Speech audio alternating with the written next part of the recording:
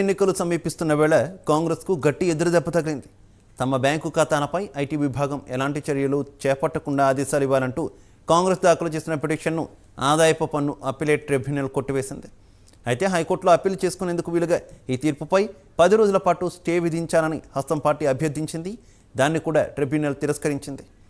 2018-19 మదింపు సంవత్సరానికి సంబంధించిన ఐటీ రిటర్నుల విషయంలో ఆదాయపు పన్ను విభాగం గతంలో కాంగ్రెస్కు పలుమార్లు నోటీసులు జారీ చేసింది. వీటికి పార్టీ నుంచి ఎలాంటి సమాధానం రాలేదు. దీంతో చర్యలు చేపట్టిన ఐటీ విభాగం ఇటీవల 210 కోట్ల పన్ను రికవరీ నిమిత్తం కాంగ్రెస్కు చెందిన పలు ప్రధాన బ్యాంకు ఖాతాలను ఫ్రీజ్ చేసింది. దీనిపై పార్టీ ట్రిబ్యునల్ను ఆశ్రయించడంతో స్వల్ప ఊరట లభించింది.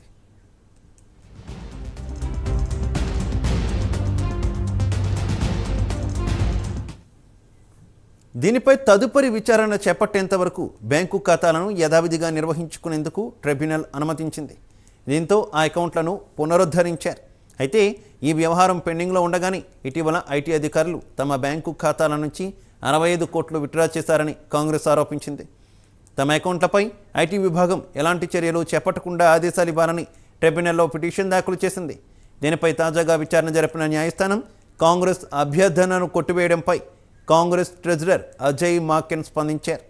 ట్రిబ్యునల్ తీర్పుపై న్యాయపరమైన చర్యలు జరుపుతున్నామని, త్వరలోనే దీనిపై ఢిల్లీ హైకోర్టులో పిటిషన్ దాఖలు చేస్తామని వెల్లడించారు.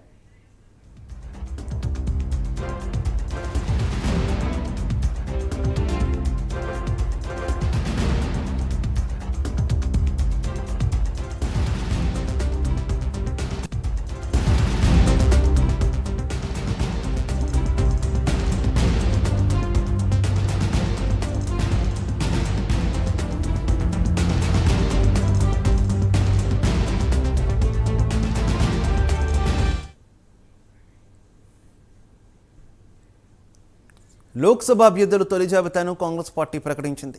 దేశవ్యాప్తంగా 39 మందితో కూడిన జాబితాను కాంగ్రెస్ హైకమాండ్ విడుదల చేసింది.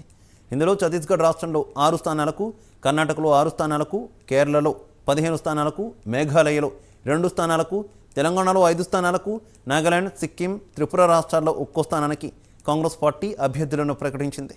కర్ణాటకలోని ఉడిపి, చిత్రదుర్గ, తెలంగాణలోని మహబూబ్ నగర్ ఎంపీ స్థానాల అభ్యర్థుల పేర్లను హోల్డ్లో ఉంచి తర్వాత ప్రకటించింది.